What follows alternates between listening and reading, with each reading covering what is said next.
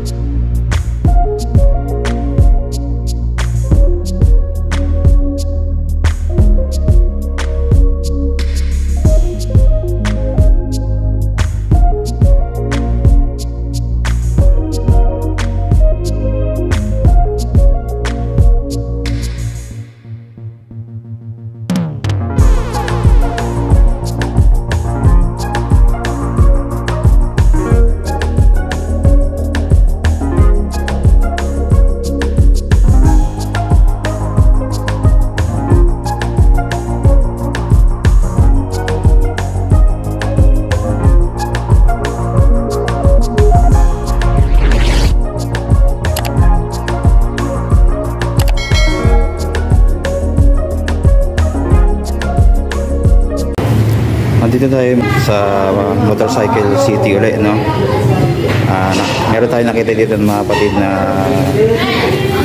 Kawasaki Rouser 125 na 2021 model, no?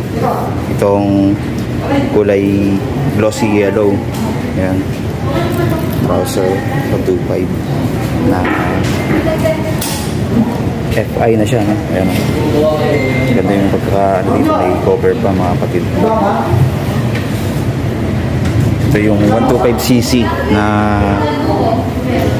Rouser, pero pinalakas yung makina dahil pagkaano po dito mga kapatid ay 4 valves na rin ito.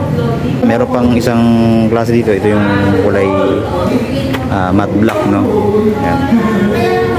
Rouser 125 dito. Yan, makikita natin mga kapatid kanyang spark plug. Then yan, yung pinaka fuel injection. Naka mugs. Then disc brake din siya, wrap. Tapos ito yung caliper niya, no, na kulay gold. Then naka telescopic fork. Yan. Tayo sa kulay dilaw dahil ito magandang tingnan sa mata, no. Then meron pa siyang decals na kulay yellow mga kapatid, ang kanyang mugs, pati yung sa kabila sa likod, no. Ang size ng gulong dito ay 2.75 by 17. Then tubeless na ba to?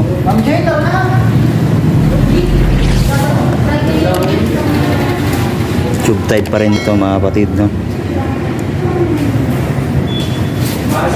Tapos meron siyang parang arar doon, pero hindi siya buo, no. Mapapansin natin kabilaan yung cover niya, no? Pagdating dito sa headlight niya, ayan, maganda yung design niya dito, pero bulb type pa po yung kanyang headlight, no. Hindi pa siya LED. Tapos may park light siya dito, ayan. Bad pa rin yan mga kapatid. Tapos maganda yung chrome design, yung mapapansin natin. Tapos meron din siyang maliit na windshield, na pati yung signal light niya dito, bad type pa po. Tapos meron na rin siyang nakalagay na side mirror, no? Pero hindi pa nakaayos ito mga kapatid. Then sa kanyang panel, yan, analog and digital mga kapatid. Yan na yung speedometer niya. Ito yung kanyang RPM, no? Meron din siyang reset. Hindi natin makakita mga kapatid dahil display lang ito mga kapatid. Then sa ignition niya, ayan, standard ignition. Then maganda yung kanyang handlebar. Then sa mga switch mga kapatid, makita natin, ayan, maganda naman yung switch niya. Dahil Kawasaki to, premium na yung mga quality ng kanilang mga materials, no? High and low, signal light, and then yung busina. Dito mga kapatid ay yung kill switch niya, meron din, and then yung electric starter. Tapos sa throttle, yan, okay din, malambot, no? Then yung kanyang preno sa harapan. Tapos sa kabila yung clutch, ayan, pero naka-plastic pa yan mga kapatid, nakatali na, pero malambot yan mga kapatid. Mas meron pa rin siya palang fast switch na. Tapos sa tank niya, ayan, makita natin, malaki din.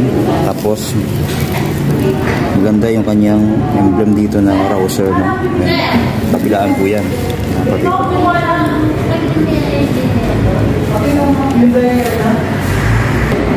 Then dito sa likod, makikita natin yung kanyang muffler. Ayan, aggressive din yung design, medyo nakaangat yan. So pang sports na rin yung dating. Then hindi siya naka-mono shock, no mga kapatid, dual shock siya, pero ang kinagandahan sa kanya, yan, meron na rin siyang baso, no? Tapos meron din siyang mudguard dito and then dito. Tapos hindi siya disc brake yung sa likod, no? Drum brake lang yung preno niya sa likod. Tapos ang size ng gulong dito sa likod ay 100 by 90 by 17. Tapos naka-mags, pero hindi siya tubeless, no? Tube type pa rin siya. Pero nasa atin na yun mga kapatid, kung gusto natin pa-tubeless. Tapos ang tatak din ng tires nito mga kapatid ay MRF. So magandang klase na rin siya mga kapatid. Ayan, NS125. Tapos sa grabber niya, ayan, parang sungay, no? Magkahiwalay siya, kulay glossy black. Then yung signal light sa likod, ayan, valve din po yan. Tapos dito meron siyang ilaw sa plate holder. Tapos ito yung kanyang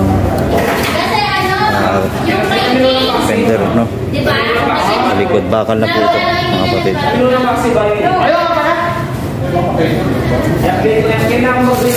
Yan, sa upuan, maganda rin yung upuan niya, no? Yan, medyo makapal yung fabric na ginamit dito. Tapos hindi naman siya malambot, hindi rin na saktuhan lang mga kapatid yung kanyang tigas sa upuan.